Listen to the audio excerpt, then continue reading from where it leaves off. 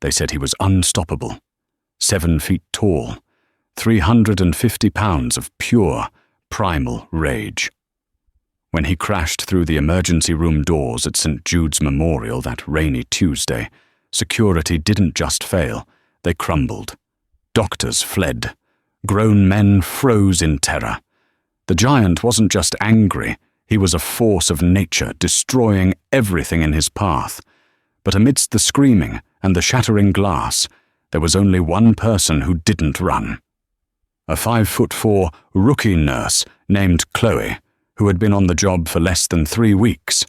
Everyone thought she was going to die. Instead, she did something that left the entire hospital and the police force speechless. This isn't just a story about a fight. It's the story of the night the underdog became the alpha. The fluorescent lights of the emergency room at St. Jude's Memorial Hospital hummed with that familiar, headache-inducing buzz that only the night shift staff truly understood. It was 11:43 p.m. on a Tuesday, usually a lull period before the bar fight victims started rolling in around 2 a.m., but tonight the air felt heavy. The rain lashed against the automatic sliding doors, creating a rhythmic drumming that grated on everyone's nerves. Chloe Bennett adjusted her scrub top, which felt a size too big, and checked the chart in her hand for the 3rd time. She was 24 years old, standing at barely 5'4", with a messy bun of blonde hair that constantly threatened to unravel.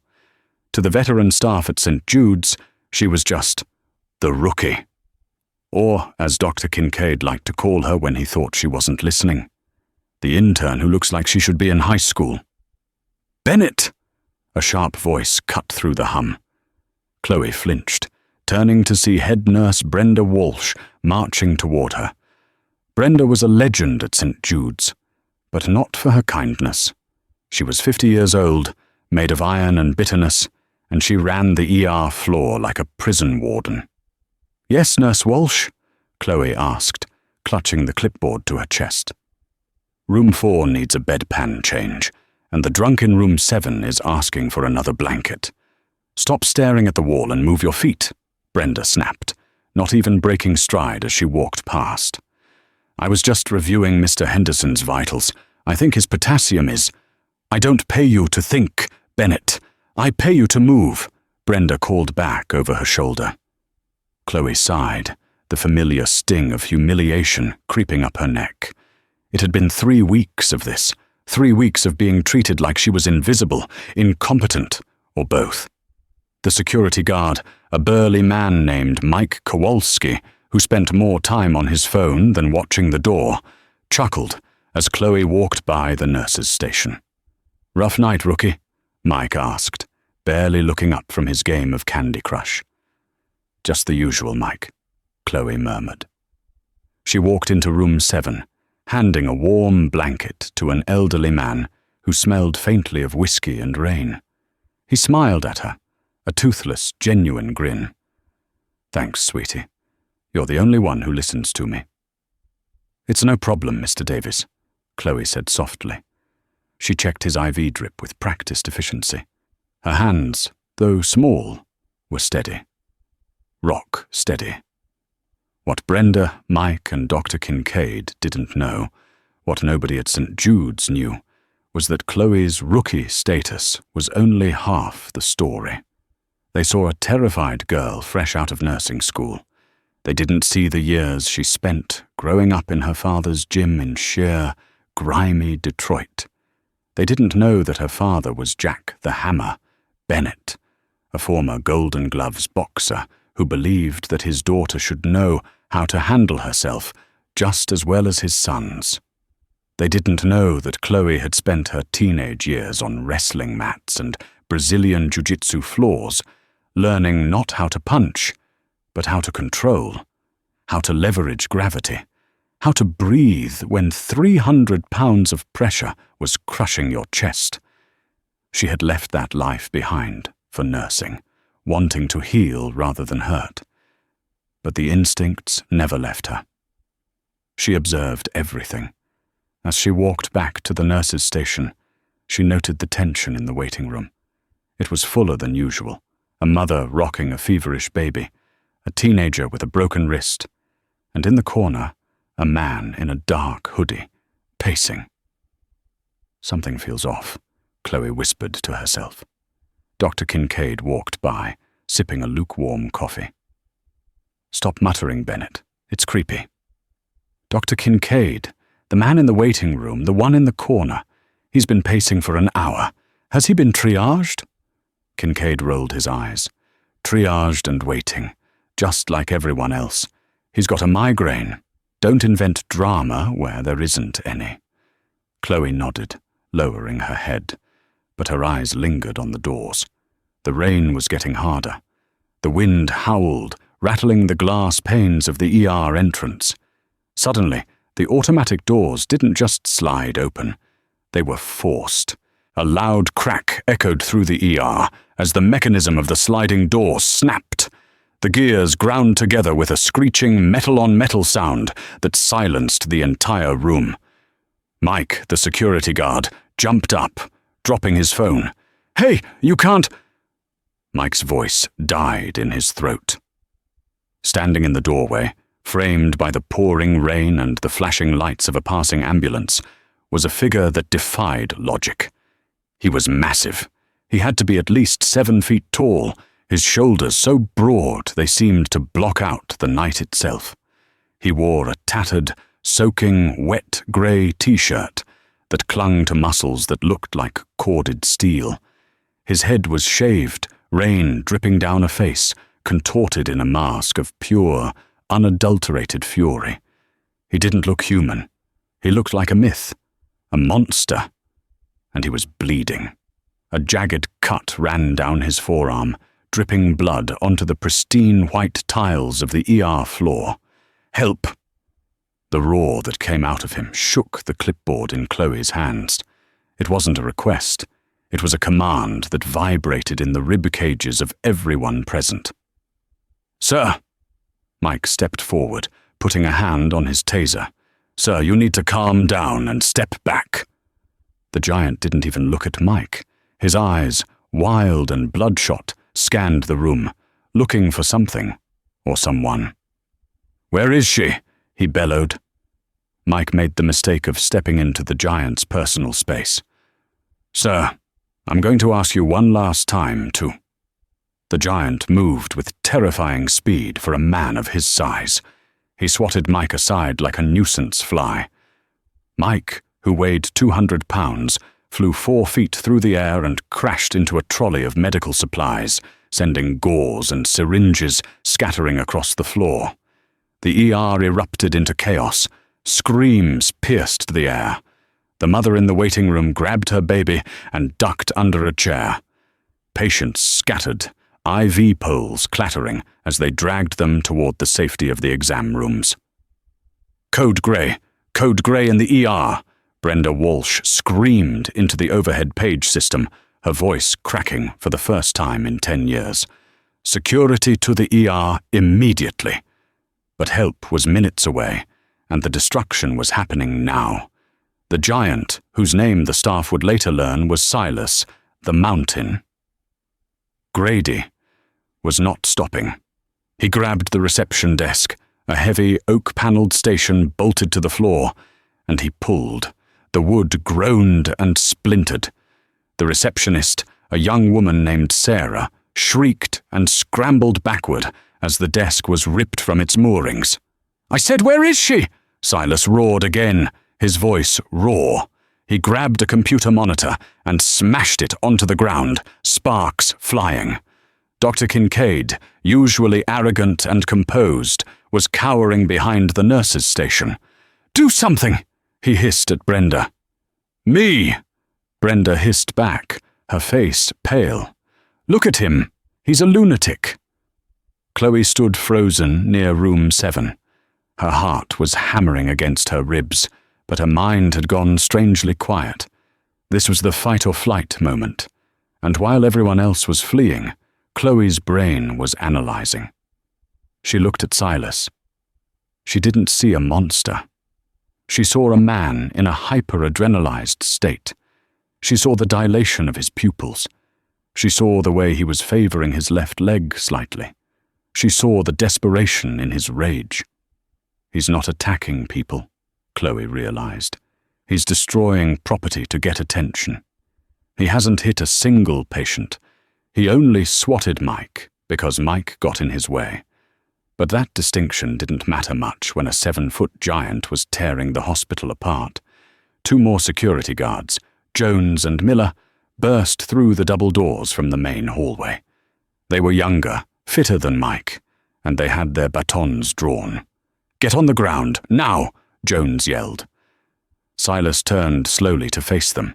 He let out a low growl, like a cornered bear. "Don't touch me," he warned, his voice dropping an octave.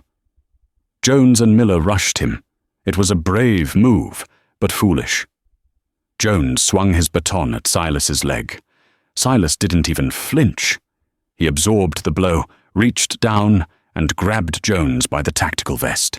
He lifted the guard off the ground with one hand, and tossed him onto a row of waiting room chairs.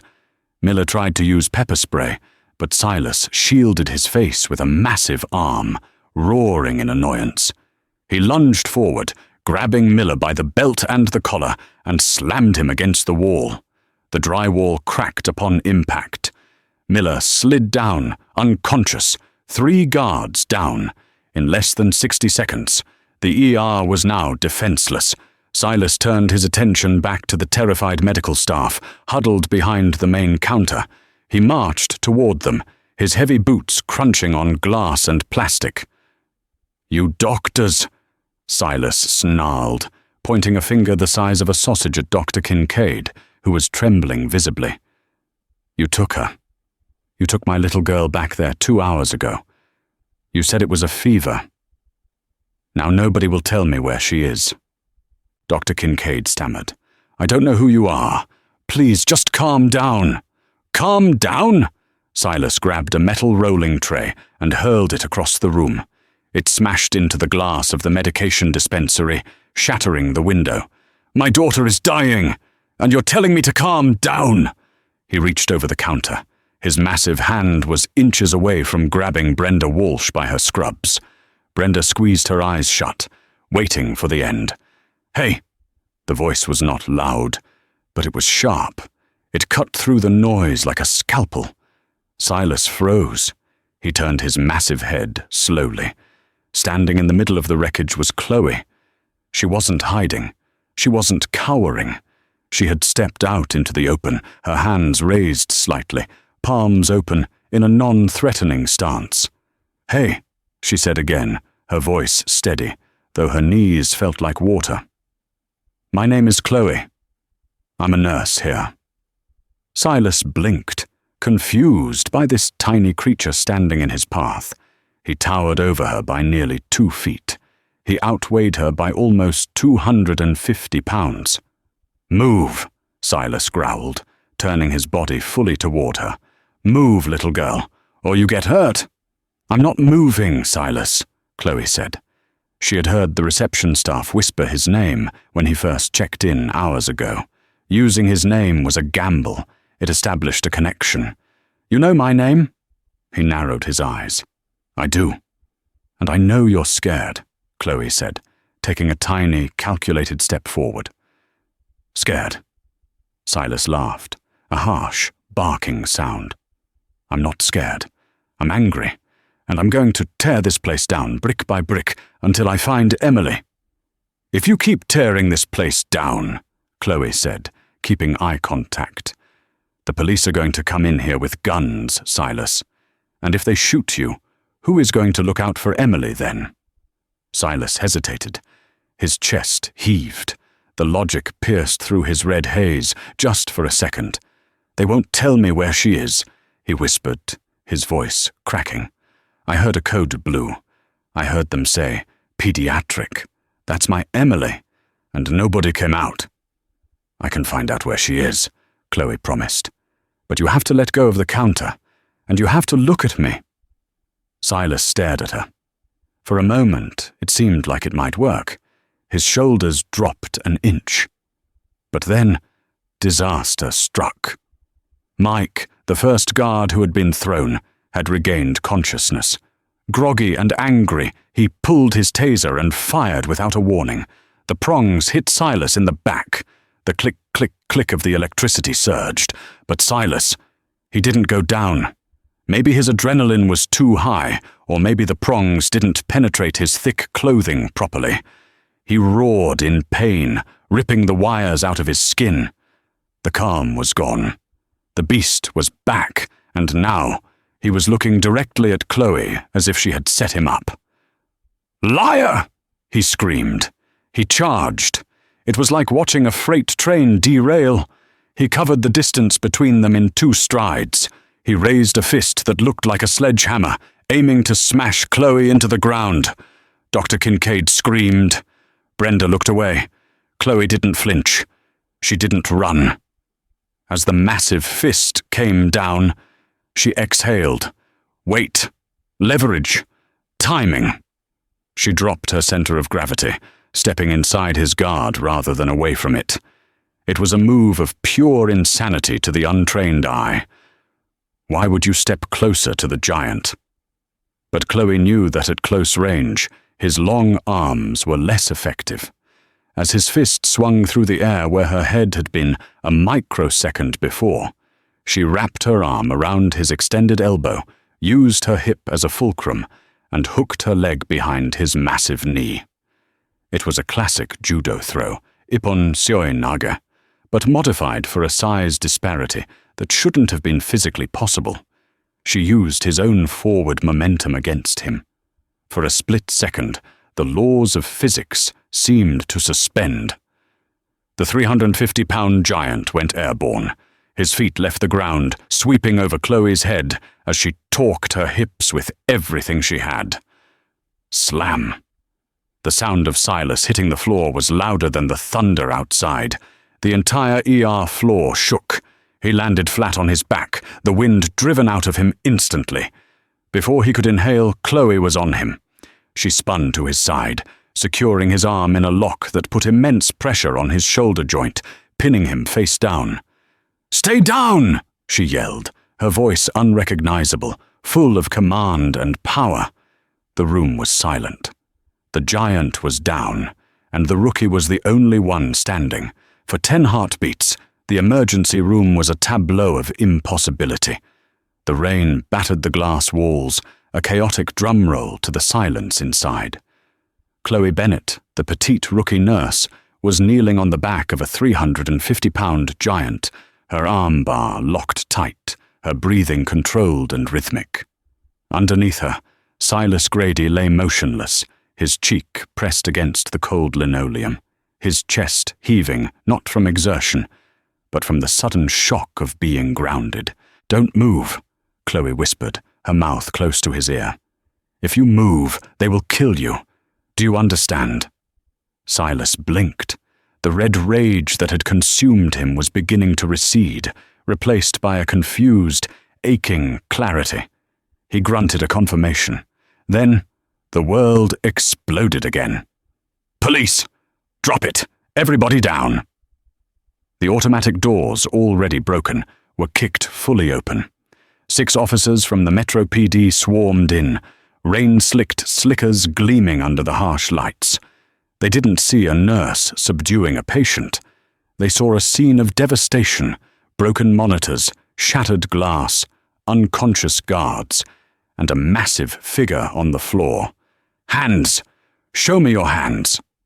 The lead officer, a veteran sergeant named Miller, leveled his service weapon directly at Silas's head.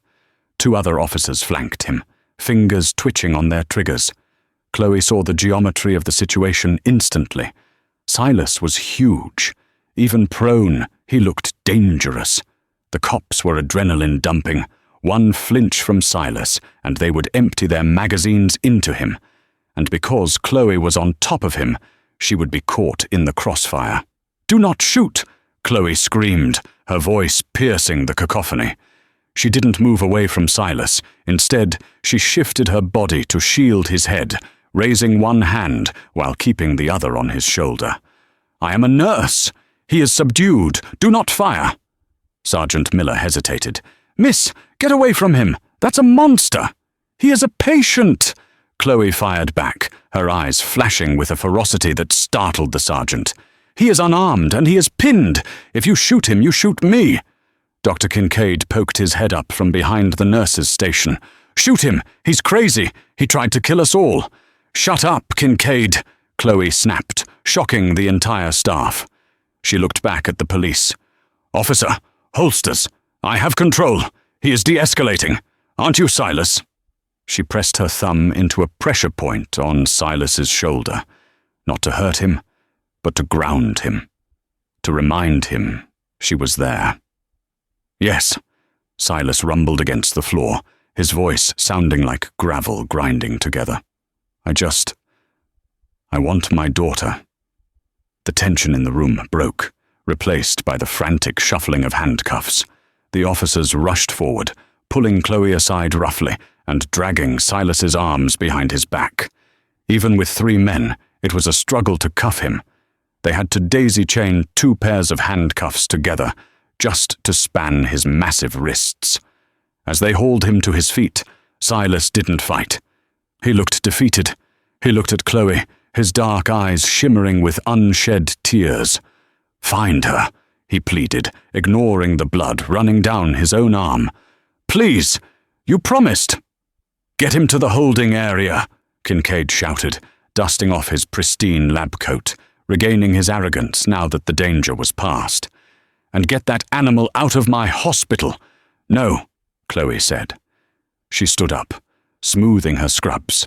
Her hands were shaking now, the adrenaline fading, but her resolve was hardening like concrete. "He doesn't go to jail yet. He goes to room 4. He's bleeding." "Are you insane, Bennett?" Brenda Walsh hissed, grabbing Chloe's arm. "You're lucky you aren't fired. Let the cops take him." "He came here for his daughter," Chloe said, pulling her arm free. She turned to the computer, her fingers flying across the keyboard, ignoring Brenda. "He said code blue and pediatric. Search the logs." "Bennett, stop." "Here," Chloe interrupted, pointing at the screen. "Emily Grady, 7 years old, admitted 3 hours ago with high fever and abdominal pain. Status?" Chloe's breath hitched. "Status, transferred to ICU. Dr. Sterling is the attending." "See?" Kincaid scoffed. "She's in ICU. She's fine. The lunatic overreacted." "Look at the notes, Doctor," Chloe said, her voice dropping to a whisper. "BP is dropping. 80/50. Heart rate 140. White blood cell count is through the roof. They have her on antibiotics for a urinary tract infection." So, Chloe turned to face the senior doctor. "If she has abdominal pain, crashing BP, and high WBC, and she's not responding to antibiotics, it's not a UTI." Chloe looked at Silas, who was being shoved toward the door by the police. "It's a ruptured appendix," Chloe said, the realization hitting her like a physical blow. "And if they're treating her for an infection while her appendix is leaking poison into her gut, she's going to go into septic shock within the hour." Kincaid turned pale. He knew she was right. But to admit, it meant admitting that his department had misdiagnosed a dying child. "Officer!" Chloe shouted, running toward the police who were dragging Silas out. "Wait! Step back, nurse! His daughter is dying!" Chloe screamed. "She needs surgery now. If you take him away, he never sees her again." Silas roared, a sound of pure anguish, and nearly threw the 3 officers off of him. "Emily!" Chloe locked eyes with Silas. "I'm going to her. I'm going to save her. I promise." She didn't wait for permission. She didn't wait for Brenda. Chloe Bennett, the rookie, turned and sprinted toward the elevators, leaving the wreckage of the ER behind her. She had a life to save and a war to start. The ICU was quiet, a stark contrast to the war zone of the ER. The air smelled of lavender and bleach. Chloe burst through the doors, breathless, her badge flapping against her chest. She found bed 12. Emily Grady looked tiny in the hospital bed, swallowed by wires and tubes. Her skin was grey, clammy to the touch. Her lips were blue. The monitor above her beat a frantic, weak rhythm. Beep, beep, beep. Dr. Sterling, a kind but exhausted older man, was reviewing her chart. "Who are you?" Sterling asked, looking over his glasses. "Chloe Bennett, ER. Who diagnosed this girl?" "Dr. Kincaid sent her up. Diagnosis is severe pyelonephritis. We're loading her with fluids and broad-spectrum antibiotics, but she's not stabilizing." "It's not her kidneys," Chloe said, moving to the bedside. She placed her warm hands on the girl's abdomen. The child whimpered in her sleep, flinching even at the lightest touch on her right lower quadrant. "Look at the rigidity. Look at the rebound tenderness."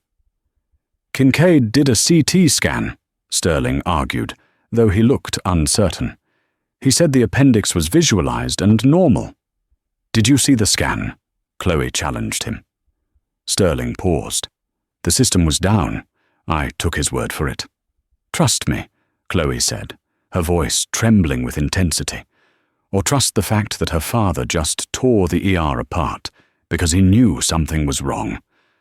Fathers know. Take her to the OR, please. If I'm wrong, fire me.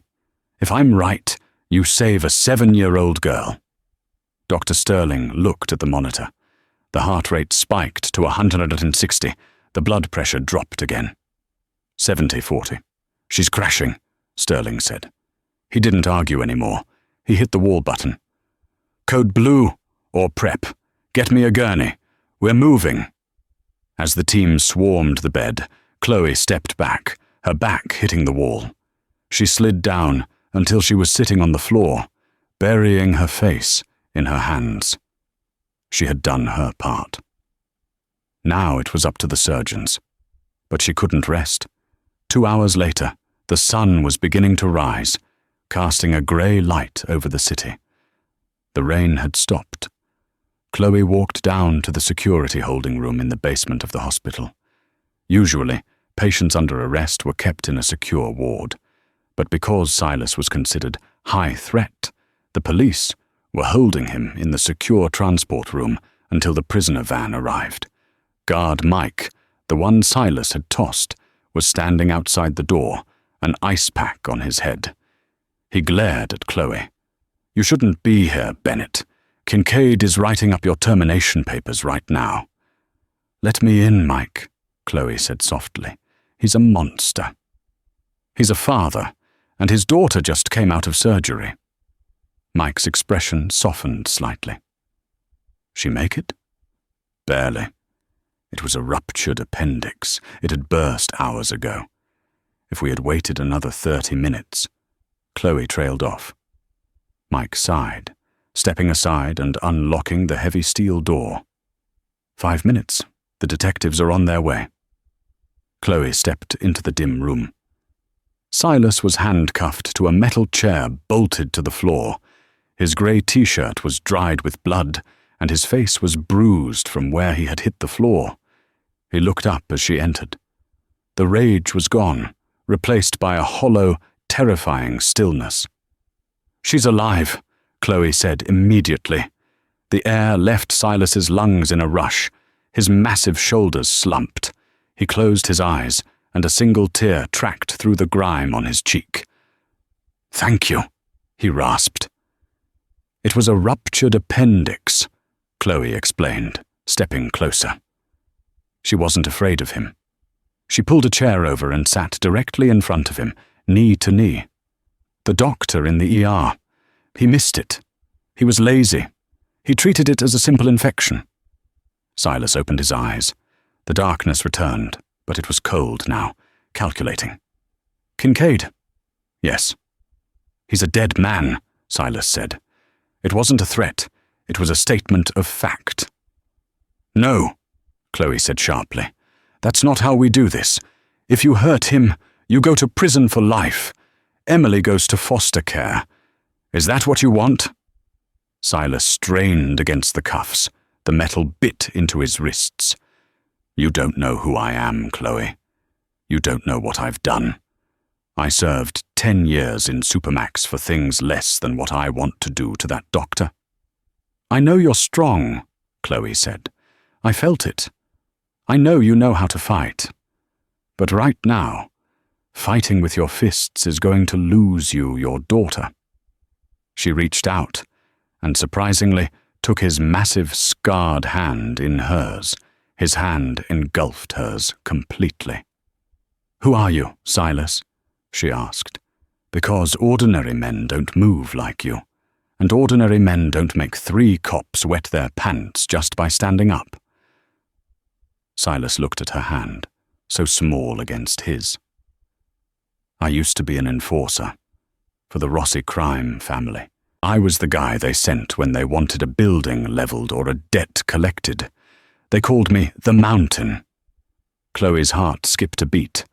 The Rossi family. They effectively owned the docks and half the construction unions in the city. I got out, Silas continued, his voice low. When my wife died, she made me promise. No more violence. No more prison. Just Emily.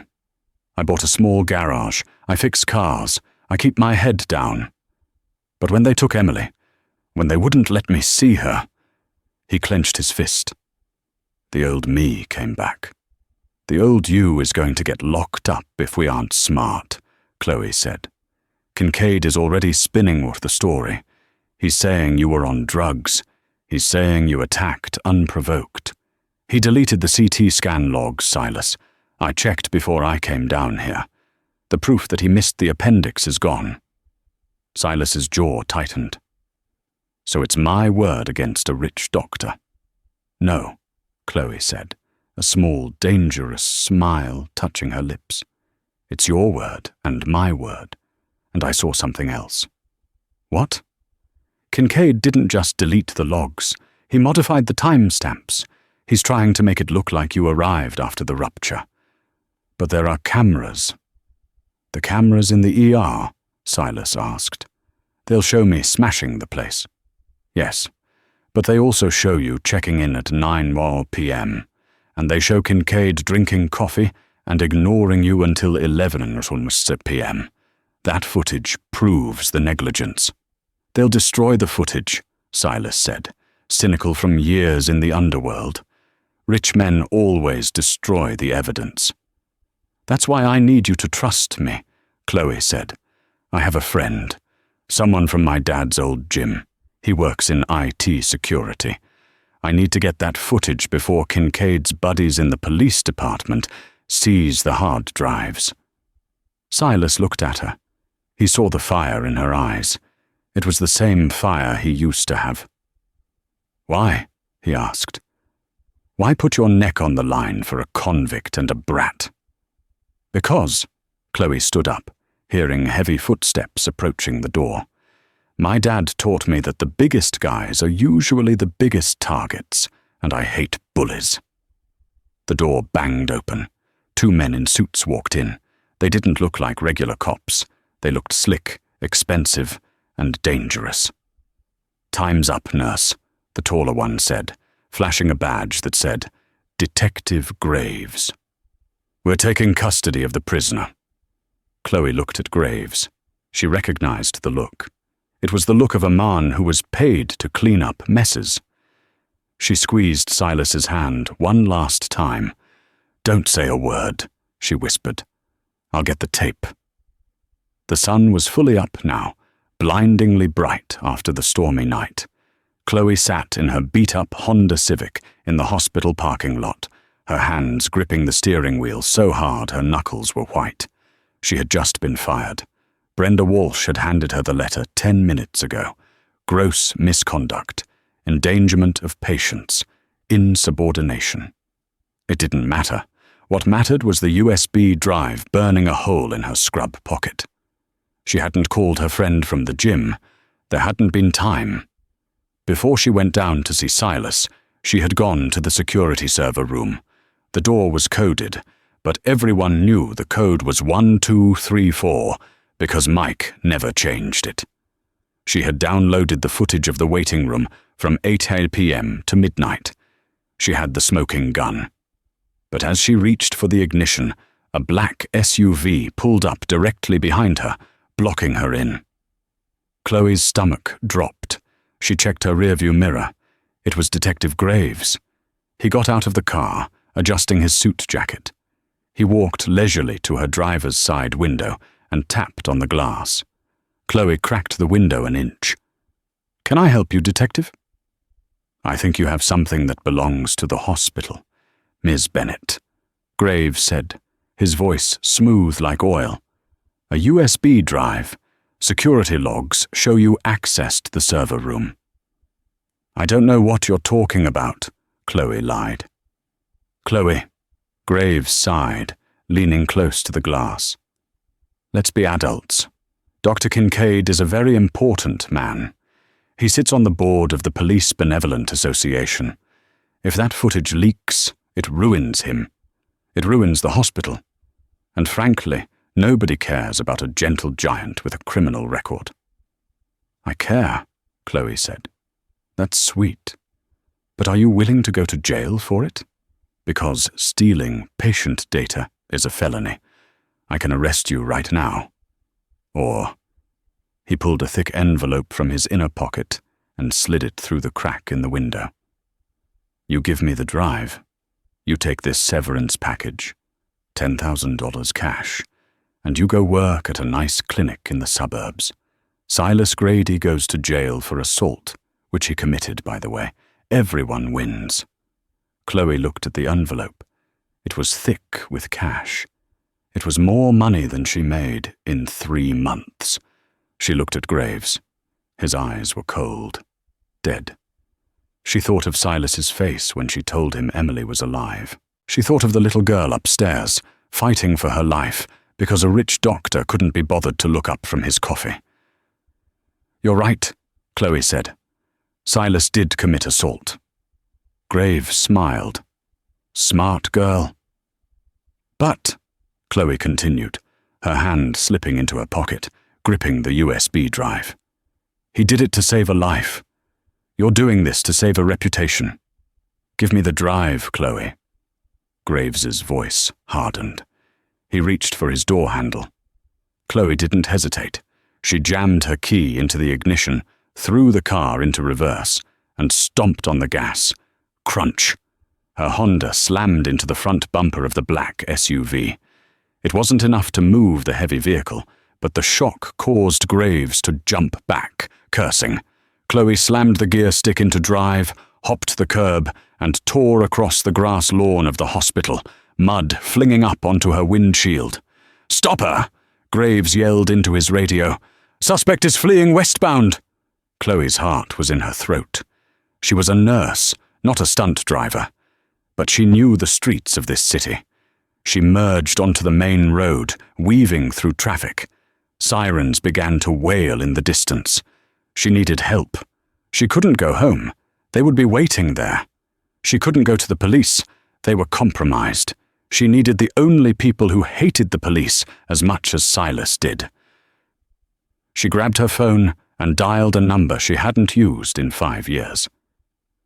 "Hello?" A gruff voice answered. "Uncle Sal," Chloe said, her voice shaking. "It's Chloe, Jack Bennett's daughter." There was a pause. "Little Chloe, the fighter." "I need help, Sal. I have evidence that proves the Rossi family's former enforcer is being framed, and I have half the precinct on my tail." The line went silent for a moment. Then a chuckle. "You have the Rossi enforcer? The mountain?" "Yes." "Bring the drive to the shipyard, warehouse 4. And Chloe?" "Yeah? Drive fast." Chloe hung up and floored the accelerator. She looked in the rearview mirror. 2 police cruisers were weaving through traffic behind her, lights flashing. This wasn't just a hospital drama anymore. She had just declared war on the city's corrupt elite, and she was going to need a bigger team. Meanwhile, back at the hospital, in the holding cell, Silas sat alone. He didn't know Chloe was running for her life, but he felt a shift in the air. The door opened again. This time it wasn't a guard. It was Dr. Kincaid. He held a syringe in his hand. "You're making things very difficult, Mr. Grady," Kincaid said, closing the door and locking it from the inside. "Nurse Bennett has stolen something, and until she gives it back, I'm afraid you're going to have to be sedated." Silas looked at the needle. He looked at the flimsy cuffs holding him. "You think those cuffs can hold me if I really want to get out?" Silas asked, his voice low, vibrating with a renewed, lethal promise. Kincaid stepped closer, arrogant to the end. "They are reinforced steel. You aren't going anywhere." Silas smiled. It was a terrifying smile. "Chloe told me to stay calm," Silas whispered, "but she isn't here anymore." The syringe in Dr. Kincaid's hand trembled slightly, the clear liquid inside catching the fluorescent light. He took a step toward Silas, who was still handcuffed to the steel chair bolted to the concrete floor. "It's just a sedative, Mr. Grady," Kincaid said, his voice trying to sound authoritative but wavering. "Haloperidol, enough to knock out an elephant. By the time you wake up, Nurse Bennett will be in custody, the drive will be destroyed, and you'll be on your way to the county jail." Silas stared at the needle. Then he looked up at Kincaid's eyes. "You missed the appendix," Silas said softly. What?" Kincaid blinked. "You missed it because you were busy buying stocks on your phone," Silas continued, his voice devoid of anger, replaced by a cold, terrifying certainty. "I saw the reflection in the glass door while I was waiting. You were looking at boat prices. My daughter was screaming, and you were shopping." Kincaid's face flushed red. "That is a lie. I am a respected—" "You're a parasite," Silas interrupted. He shifted his weight. "And you made a mistake. You thought the handcuffs were the problem." "They are reinforced steel," Kincaid snapped, stepping into range, needle raised. "The cuffs are steel," Silas agreed. "But the bolts in this floor? They haven't been changed since 1980. Silas didn't pull at the cuffs.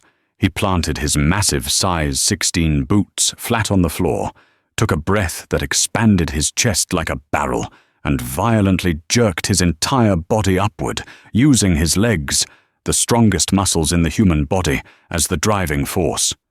Screech! Pop! It sounded like a gunshot, the rusted bolts securing the chair to the concrete sheared off under the sudden application of 350 pounds of explosive force. Kincaid froze, the needle hovering in mid-air. Silas stood up. The heavy steel chair was still handcuffed to his wrists behind his back, hanging there like a bizarre metal backpack. He looked like a tortured titan from a mythology book. "Stay back!" Kincaid shrieked, stabbing the needle forward. Silas twisted his torso. The steel chair swung around with lethal velocity, blocking the needle and smashing into Kincaid's forearm. Crack! Kincaid screamed as his arm broke. The syringe skittered across the floor. He fell to his knees, cradling his limb, looking up at the giant he had tormented. "Please," Kincaid sobbed. "I have money. I can pay you." Silas turned his back to Kincaid. "I don't want your money. I want your keys." He backed up until his cuffed hands were near Kincaid's pockets. "Take the key out. Undo the cuffs. Or the next time I swing this chair, I aim for your head." Trembling, sobbing, Kincaid fumbled for the keys on his belt loop. It took him 3 tries, but the cuffs clicked open. The chair fell to the ground with a deafening clang. Silas rubbed his raw wrists. He reached down, grabbed Kincaid by the lapels of his expensive lab coat, and hoisted him into the air until their eyes were level. "You're going to stay here," Silas growled. "You're going to sit in that corner, and you're going to pray that my daughter wakes up. Because if she doesn't, I'm coming back." He threw Kincaid into the corner, grabbed the doctor's fallen phone, and stormed out of the room. Guard Mike was gone, likely called to the perimeter. Silas looked at the phone. He didn't know Chloe's number, but he saw the last dialed number on the screen was Detective Graves. He tapped the messages. Graves. Suspect headed to shipyard. Warehouse 4. Sal's gym connection. We are moving to intercept. Kill order authorized if she resists. Silas's blood ran cold. Kill order. He needed a car. He ran out to the ambulance bay. An idling paramedic rig was there, the crew inside grabbing a coffee. Silas didn't hesitate. He jumped into the driver's seat. "Hey, you can't!" a paramedic yelled. Silas revved the engine, the sirens wailing to life. "Borrowing it!" he roared, peeling out of the lot, tires smoking. He knew where Warehouse 4 was. It was Rossi territory, and if the police were going there to kill a witness, they were walking into a war. 5 miles away, the rain had started again. Chloe's Honda Civic skidded into the gravel lot of the abandoned shipyard. The rusted skeleton of a crane loomed overhead. She jumped out, clutching the USB drive, and ran toward the sliding metal door of Warehouse 4. "Uncle Sal!" she screamed, pounding on the metal. "Sal, open up!" The small pedestrian door swung open. Salvatore Sal Moretti stood there. He was 60, short, and looked like a kindly grandfather, except for the jagged scar running down his neck. He ran the boxing gym where Chloe had trained for 10 years. Before that, he was a capo for the Rossi crime family. "Chloe?" Sal pulled her inside, locking the door behind her. "You look like hell, kid. Your dad would be having a fit." "They're coming, Sal," Chloe gasped, leaning against a stack of wooden crates. "Dirty cops. They want this drive. They tried to run me off the road." Sal's face hardened. He reached under the counter of his foreman's desk and pulled out a pump-action shotgun. "Dirty cops in my yard. That's bad for business." "It's not just cops. It's a detective named Graves. He works for Dr. Kincaid." "Kincaid?" Sal spat on the floor. "That guy owes money all over town. Gambling debts." Suddenly, the warehouse illuminated with red and blue lights flashing through the high windows. A megaphone crackled outside. "Chloe Bennett, come out with your hands up. This is the police." "That's them," Chloe whispered. "Stay down," Sal commanded. He racked the shotgun, but before Sal could move, the large bay doors of the warehouse buckled. A heavy black SUV rammed into them, bending the metal. Then another. They were breaching. 3 men in tactical gear, led by Detective Graves, burst through the gap, weapons raised. These weren't uniformed officers. They were a hit squad. "Drop the weapon, old man," Graves shouted, aiming an assault rifle at Sal. Sal hesitated. He was tough, but he was outnumbered and outgunned. "You got a warrant, Graves?" "I got a badge," Graves sneered. "Give us the girl and the drive." Chloe stepped out from behind the crates, hands raised. She couldn't let Sal get shot for her. "I'm here. Don't shoot him." Graves smiled, lowering his aim to Chloe. "Smart girl. Bring it here." Chloe walked forward slowly, her mind racing. She was a waitress who became a nurse. She was a fighter, but she wasn't bulletproof. She held the USB drive out. "Closer," Graves said. Just as Chloe got within 10 feet, a sound tore through the night air. "Wee woo, wee woo!"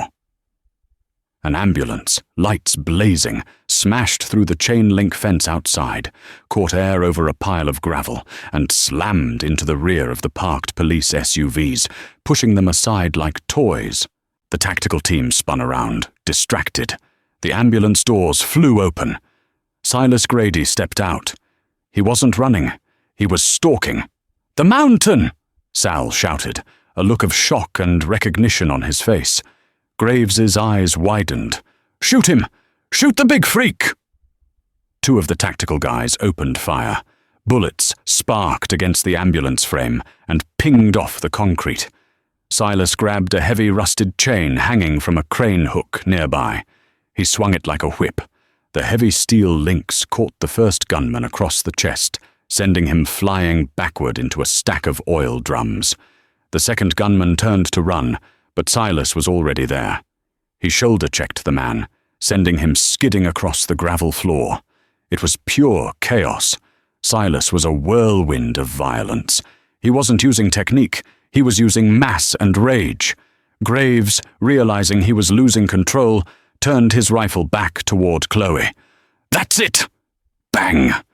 Chloe flinched, waiting for the pain, but it wasn't Graves who had fired.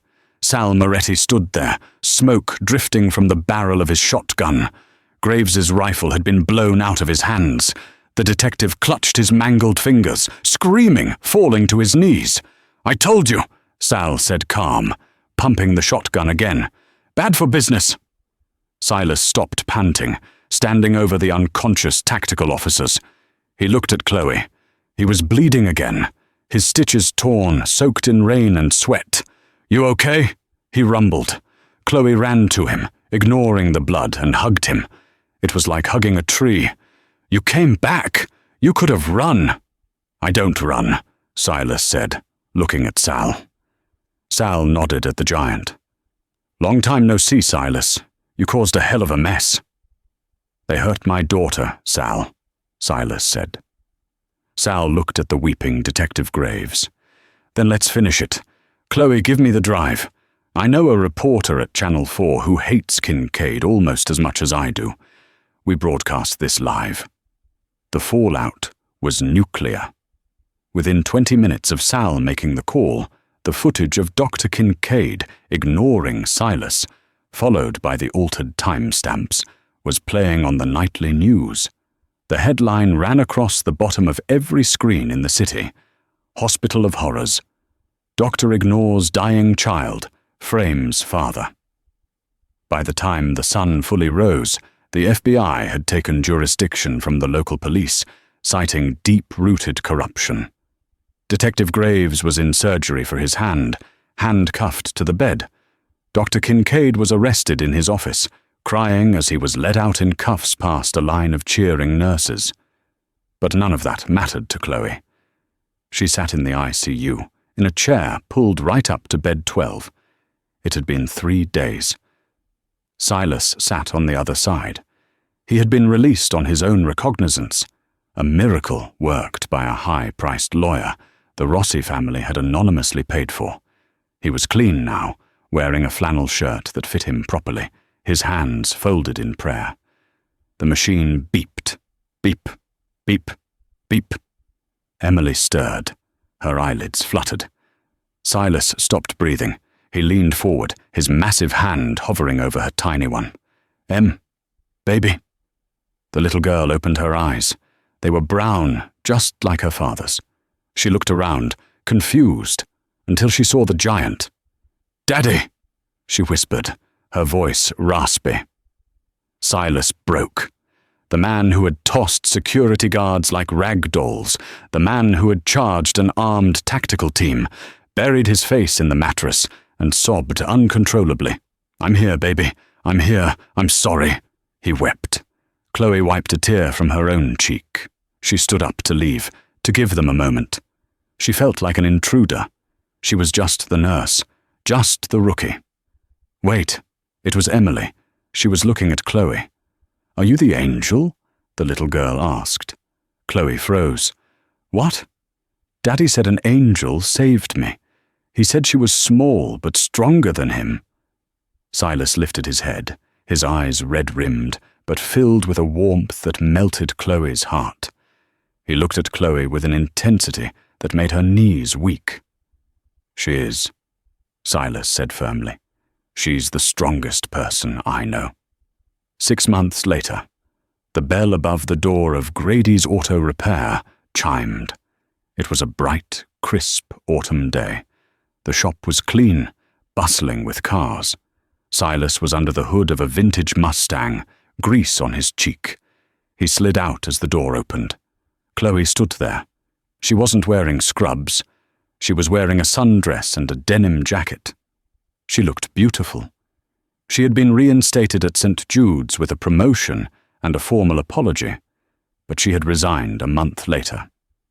She realized she wanted to work in pediatrics, at a clinic in the city that served low-income families, a clinic funded by a mysterious donation from the Rossi Foundation. "Hey, stranger," Chloe said, leaning against the doorframe. Silas wiped his hands on a rag, a slow smile spreading across his face. He walked over to her. He still towered over her, blocking out the sun, but the fear was gone. "Hey, rookie," he said. "I'm not a rookie anymore," she teased. "I'm a head nurse now." "You'll always be the one who took me down," Silas chuckled. "To be fair, you tripped," she lied, smiling. Silas stepped closer.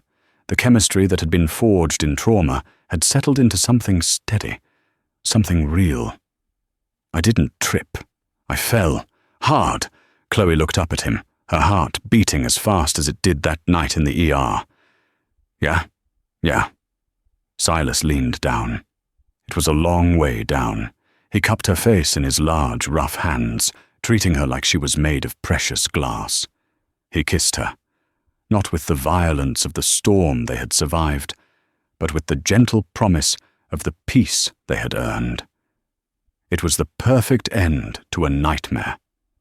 The giant and the nurse, the fighter and the healer. And somewhere in the back of the shop, 7-year-old Emily sat doing her homework, smiling as she watched them. She knew her dad was safe now, because the angel was watching his back. And that is the story of how a rookie nurse didn't just save a patient. She saved a father, a daughter, and an entire city from corruption. Chloe proved that strength isn't about how much you can lift or how hard you can hit. True strength is standing your ground when everyone else runs away. It's about fighting for those who can't fight for themselves. What did you think of Chloe's decision to risk her career for Silas? Would you have done the same? Let me know in the comments below. If this story moved you, please hit that like button. It really helps the channel grow. Don't forget to share this with a friend who needs a reminder that even the smallest among us can be heroes, and subscribe with notifications on so you never miss a new story. Thanks for listening.